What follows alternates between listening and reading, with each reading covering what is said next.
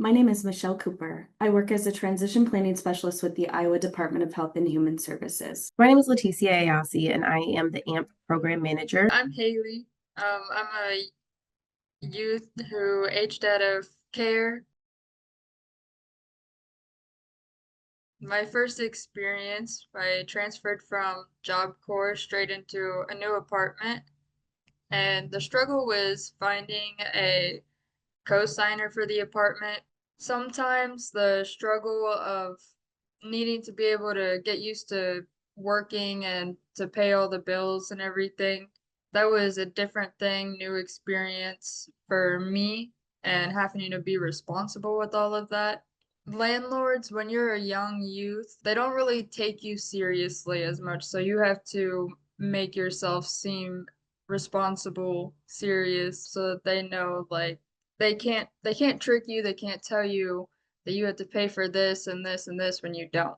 So I learned from that, and coming into my second apartment, it was a little bit easier because I already knew about needing the cosigner. I already saved up enough money. I knew the funds that aftercare also provided for that.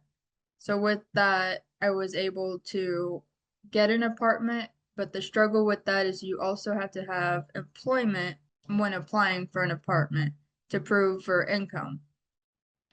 And I struggled so much with like employment, keeping a job, or even really having one at the time that I was applying for apartments until finally I came over to here where I'm at now. And all I needed was my cosigner and the income he made plus my stipend. It solved the issue there.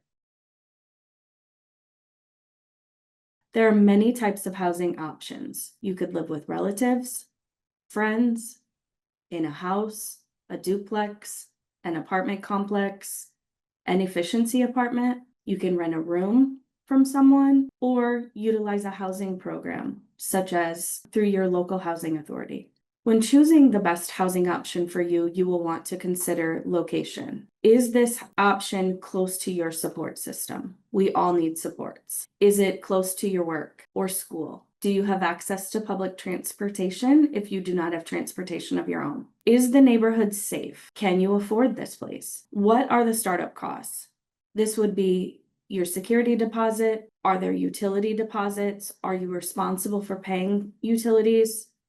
Do you have things like furnishings or household items that you may need? Moving outside of the support into independence sounds really exciting, but it also can be very stressful. Trying to develop a plan early may help reduce some of your stress and fears. Talk with trusted adults about what your options are. Look into shared housing or a roommate situation so that you can share expenses and make things more manageable for you financially. You deserve a safe place to call home, and with the right tools and supports, you can get there.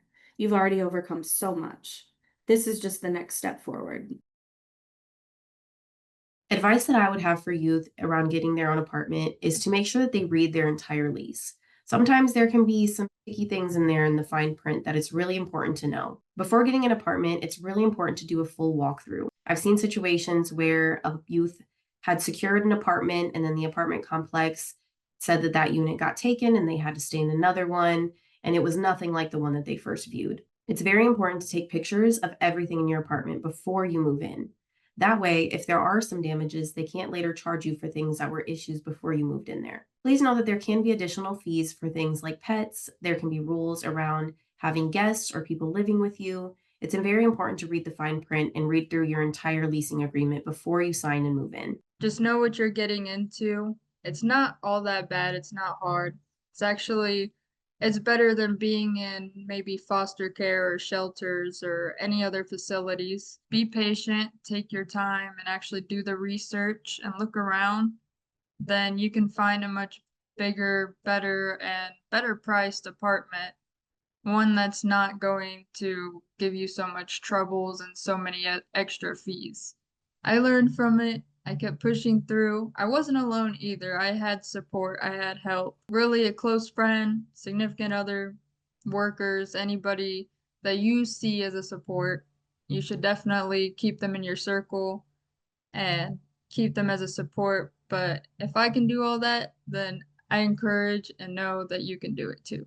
Transitioning into independence is a big step, but you do not have to do it alone. There are people, programs, tools ready to support you. Things to remember: start planning early, ask for help when you need it, and most importantly, believe in your ability to build a stable, independent future.